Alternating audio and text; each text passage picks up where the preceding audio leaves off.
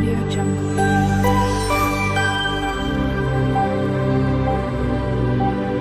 Audio Jungle. Hello everyone, જય શ્રી કૃષ્ણ. મારી ચેનલમાં તમારું સ્વાગત છે.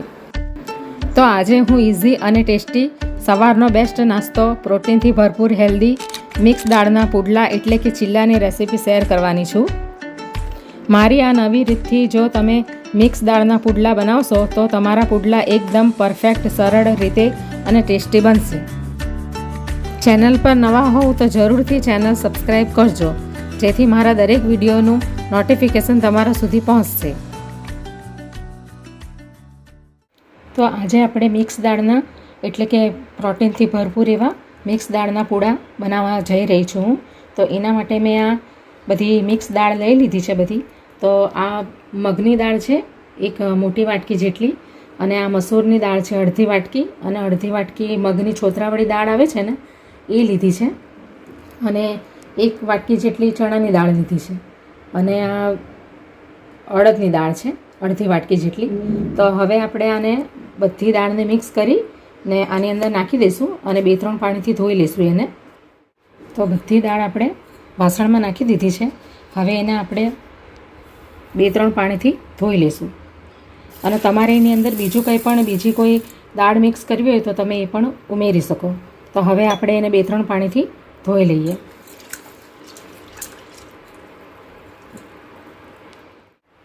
હવે દાળને આપણે બરાબર ધોઈ લીધી છે.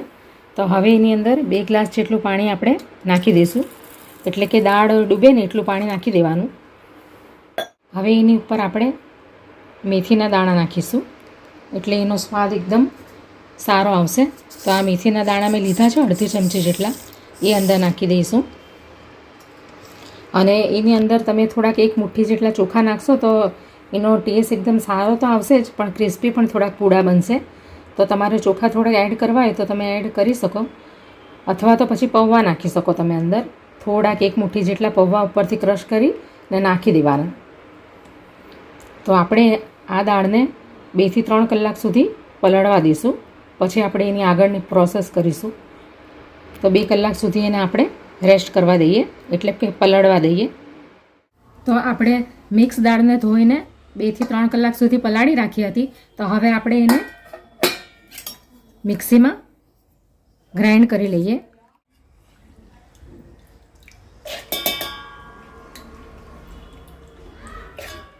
થોડી થોડી એને ગ્રાઇન્ડ કરવાની, એક સામટી ગ્રાઇન્ડ નથી કરવાની, અને એકદમ ફાઇન પેસ્ટ નથી બનાવવાનો એનો.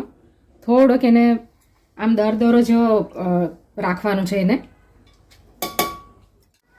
તો આ રીતની આપણી મિક્સ દાળ પીસાઈ ગઈ છે. આ રીતની પીસી લેવાની છે બધી. તો આપણી બધી દાળ ગ્રાઇન્ડ થઈ ગઈ છે. આ ટાઈપની બધી પીસી લેવાની, અને એની અંદર આની થિકનેસ આવી રાખવાની છે. અને આનું મિશ્રણ અગર તમારે દાળવડા બનાવવા હોય તો આનું મિશ્રણ એકદમ જાડું રાખવાનું, આવી પતલી નહીં રાખવાની એને. અને આપણે પૂડા બનાવવાના છે, ચિલ્લા બનાવવાના છે, એટલે આપણે એની કન્સિસ્ટન્સી આવી રાખશું. હવે આપણે એની અંદર બધા મસાલા નાખી દઈએ. તો આ આદુ લસણની પેસ્ટ છે, પહેલાં એ નાખી દઈશું આપણે. અને આ મરચાં છે, લીલા મરચાં, જેને મેં લાલ કાશ્મીરી મરચું નાખીને ગ્રાઇન્ડ કરી લીધેલા હતા, એ પણ અંદર નાખી દઈશું. તમારે લીલા મરચાં અને આદુ અને લસણને ચોપ કરીને નાખવા હોય તો પણ તમે નાખી શકો. હવે આ પાવડર ફ્રોમમાં મસાલા છે. આ અડધી ચમચી જેટલું કાશ્મીરી લાલ મરચું છે કલર માટે, અડધી ચમચી ધાણા જીરું છે, અને અડધી ચમચી હળદર છે, અને આ ગરમ મસાલો છે કિચન કિંગ, અને આ અડધી ચમચી હિંગ છે, અને આ ચાટ મસાલો છે, અને આ સ્વાદ અનુસાર મીઠું છે. અને આ અડધો 1 કાંદો મેં ઝીણો ઝીણો સમારી લીધો છે. આ અડધું ટામેટું છે, જેને મેં ઝીણું કાપી લીધું છે. અને આ કોથમીર છે, અડધી મુઠ્ઠી જેટલી કોથમીર લઈ લીધી છે. અને તમારે આની અંદર દહીં નાખવું હોય તો જ્યારે પીસતી વખતે તમે એની અંદર દહીં પણ નાખી શકો, અને દહીં નહીં નાખવું હોય તો તમે અંદર લીંબુ પણ નાખી શકો. 1 લીંબુ લઈ લીધું છે મેં. હવે એની અંદર આપણે અડધી ચમચી જેટલું જીરું નાખી દઈશું.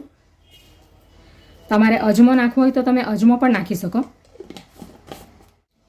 હવે આ અડધી ચમચી જેટલા આપણે બ્લેક પેપર નાખી દઈશું, એટલે કાળા મરી. એનાથી ટેસ્ટ તો સારો આવશે જ, પણ અને પચવામાં પણ હલકું રહેશે. હવે આપણે એને મિક્સ કરી લઈશું.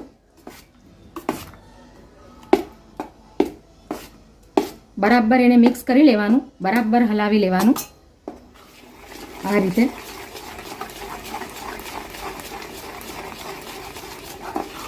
એટલે આપણને આ પૂડામાંથી પ્રોટીન તો મળશે જ, પણ ફાઈબર પણ સારા પ્રમાણમાં મળી રહેશે અને હેલ્ધી નાસ્તો છે. તો હવે આપણું મિશ્રણ તૈયાર થઈ ગયું છે મિક્સ દાળનું. તો હવે આપણે બનાવવાનું ચાલુ કરીએ. તો ગેસ પર મેં આ નોનસ્ટિક તવી લઈ લીધી છે અને એ ગરમ પણ થઈ ગઈ છે. હવે આપણે ઓઇલ નાખીશું. આ તલનું તેલ છે, તમારે ઘીમાં બનાવવા હોય અથવા કોઈ બી તેલમાં બનાવવા હોય તો તમે બનાવી શકો. અને ગેસની ફ્લેમ મીડિયમ જ રાખવાની છે.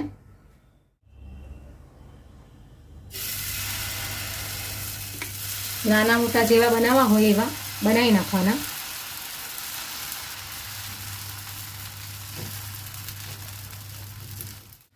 અને એને હવે આપણે કવર કરી લેશું. એટલે જે દાળ છે ને એટલે એ પૂડા બરાબર ચડી જાય, એટલા માટે થોડીક વાર એને 2 મિનિટ સુધી કવર કરશું, પછી આપણે એને પલટાવશું. તો હવે 2 મિનિટ થઈ ગઈ છે. હવે આપણે આ ડીશને કાઢી લઈશું.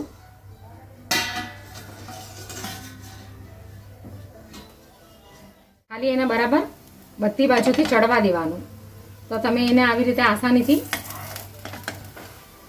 ફેરવી શકો. હવે એને ચડવા દઈશું આપણે.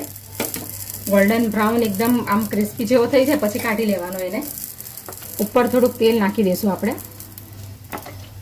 વધારે હેલ્ધી પૂડો બનાવવો હોય તો તમે એની અંદર ઓલિવ ઓઇલ પણ યુઝ કરી શકો, અને જે દેશી ઘી આવે છે ચોખ્ખું પેલું ગાયનું એ પણ નાખી શકો તમે અંદર. હવે એને આપણે બરાબર શેકાવા દઈશું. હવે આપણે એને બીજી સાઈડેથી બી ફેરવી લેશું. હવે એને બરાબર શેકાવા દઈશું. બંને સાઈડથી બરાબર શેકાઈ જાય પછી આપણે એને ઉતારી લઈશું.